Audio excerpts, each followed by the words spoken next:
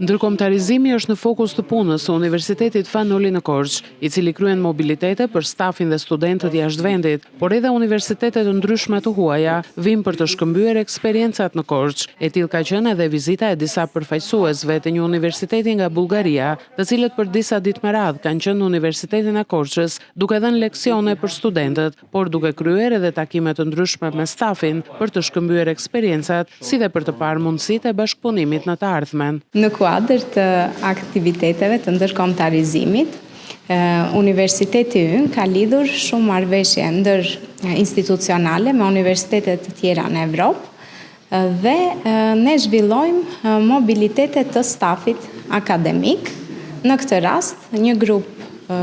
përfaqësuesish të universitetit, një universiteti në Bullgari, Academy of National and Informational Security, janë duke zhvilluar takime dhe leksione me studentët, duke shkëmbyer eksperiencën e tyre me